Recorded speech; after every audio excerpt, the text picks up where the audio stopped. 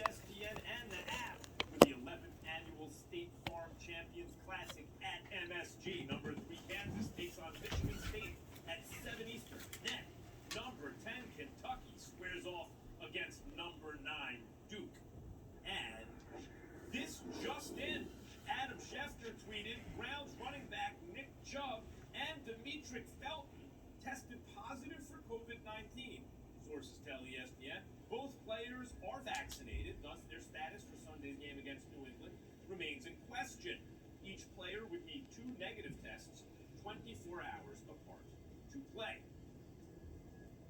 Aaron Rodgers has been roundly criticized this week, not because he is unvaccinated, but for his misleading public statements about it, claiming he was, quote, immunized when asked, and his subsequent statement about his belief in treatments meant to immunize that are simply not supported by sound science. This from a self-styled critical thinker. Listen to Aaron Rodgers now.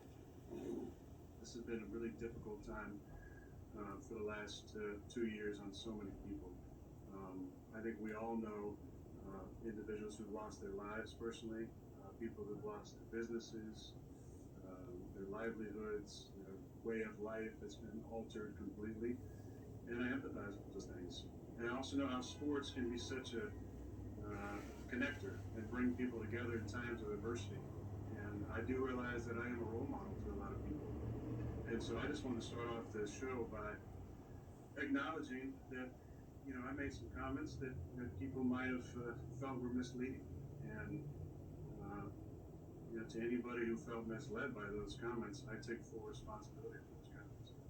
And I'm excited about feeling better.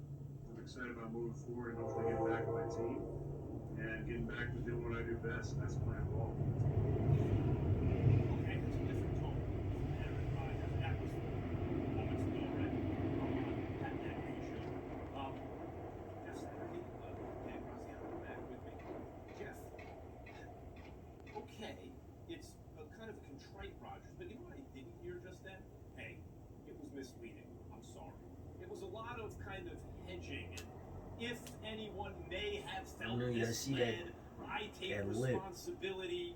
See how he has an extra talk. Unsatisfying, but at least it strikes a better note for me. He's not a real person, bro. Yeah, I think what he said. I mean, listen, like his apology is not going to touch everybody. And to your point, it might be, you know, that to you, right? But to him, he's trying to own it the best he can. And again, from a guy who, went from Friday to his comments to today, you can see it as a complete change in behavior and thought process of what he said.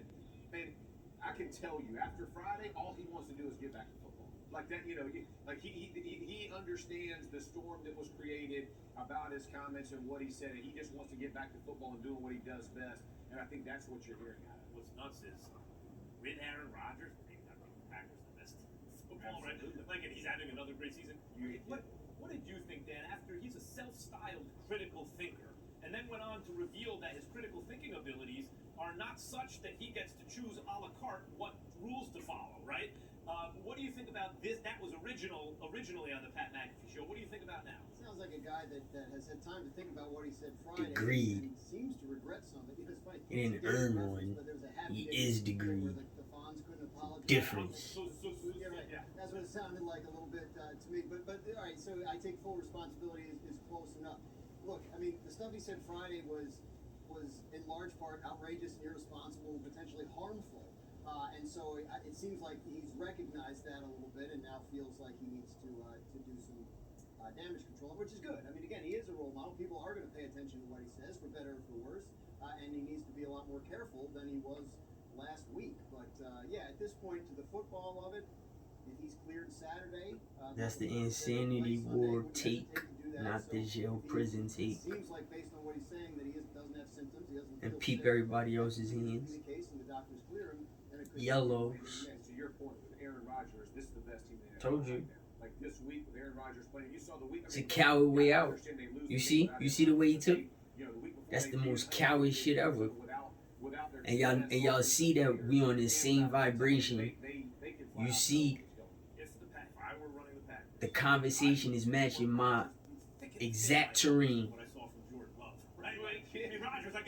And this is just work. I got your back. If I were the Packers, all right.